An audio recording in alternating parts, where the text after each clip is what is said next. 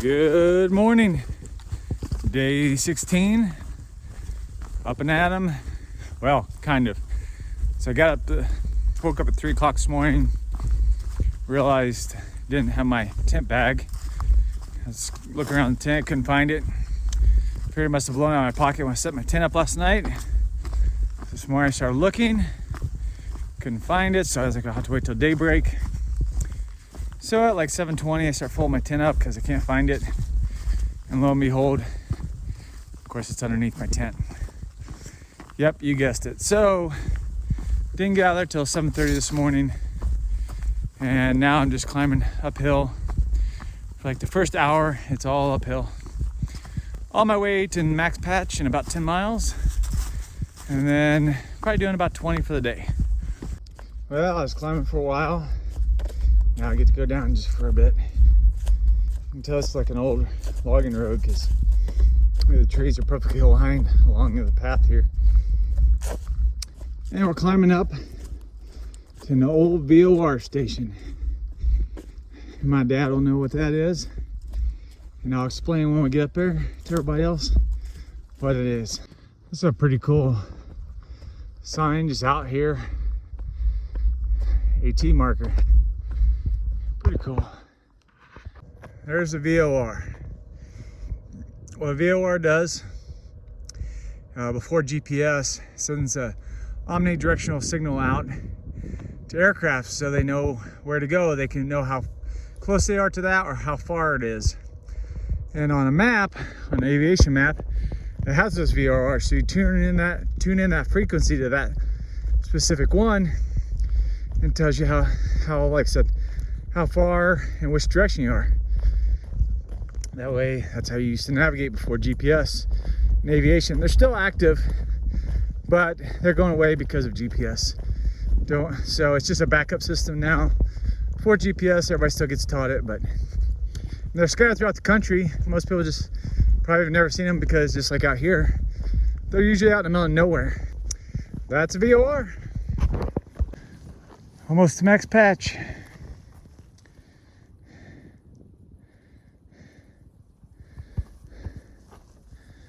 0.4 to the summit. We're here. Up we go. There's the summit up there. Looks way better from up there. And then we'll come down. We'll come over that bulge here in a little bit. Up we go. So this is Max Patch. This is a bulge. Nothing up here. I'll show you behind. Parking lot way down there. And I'll give you all the views when I get up here.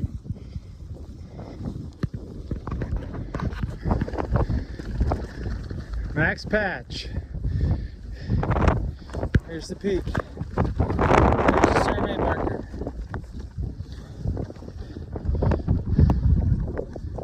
You're 360 here. It is windy.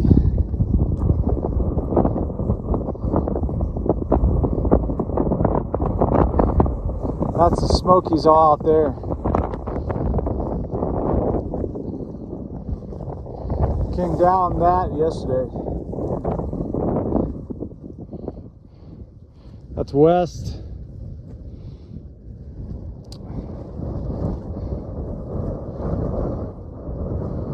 Oh, it's beautiful. It's cold, but it's beautiful. So long, Max Patch. Till we meet again. Thanks for the views. We're heading down to get out of that wind. That wind is cold. So I'm gonna go find a place. I know there's a good place in these trees over here where I can have lunch. Up there is Max Patch, where it was a few minutes ago. And this was that open area you could see, this field. I don't know if you remember, baby, but remember this tree? Had a bunch of bear lines all lost up in it. I don't know if you remember that or not. All right, we're going this way. And then we walked up here and there's another field. I think that's where we turned around. Beautiful green tunnel. It's pretty. It's like straight as can be too, for as long as I can see. So this is a style that we're coming up to. And it's designed obviously so like motorcycles and everything, vehicles can't get through here. And you just kind of weave in and out. Whoop. And you're through. Coming into Roaring Fork Shelter. Gonna stop here and have some lunch. So that was a little group of day hikers that one lady set up as a club. They're out hiking today. So that was cool, talking with them for a few minutes and just ate real quick and back at it. Look at this view.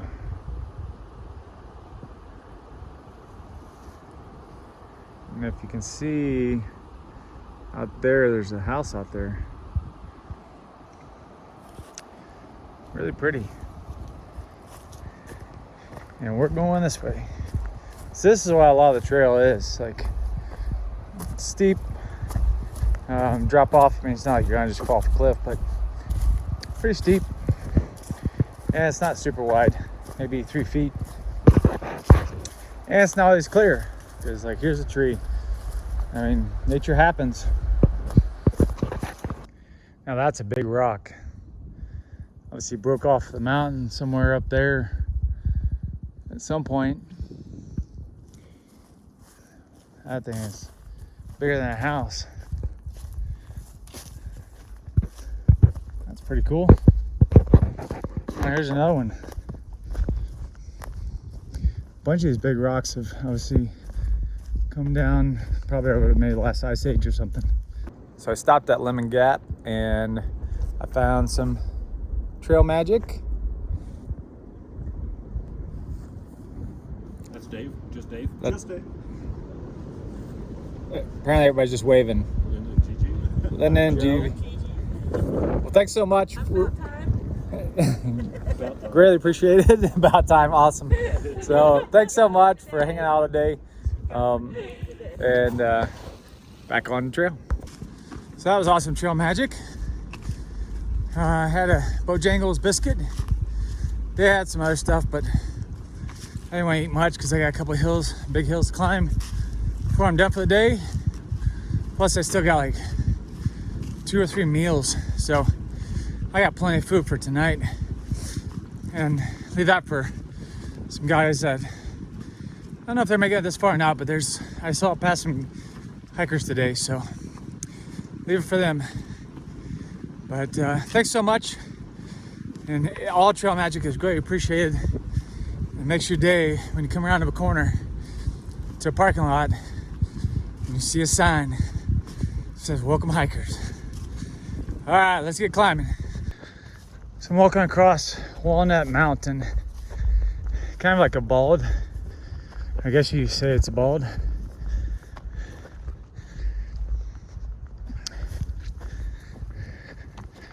And way over there through the trees was Max Patch. So this is Walnut Mountain Shelter. This is a little one, but it's got a big picnic table. I think the picnic table is as big as the shelter. Stop here for a minute. The old one. Let's do the end of day recap for day 17, I think it is. So started out near Painter Branch. There was a campsite or still site there. Then headed over to Max Patch. Super windy and cold there. Came down later in the day, got some trail magic, which was awesome. Hiked up the last 2 peaks before Hot Springs, and then found a still spot here with a few other through hikers just off of some old Forest Service roads. So I'm actually camped in the middle of an old Forest Service road. Okay. See right there. It's all right. Just a little hard to get the stakes in, but just take your time.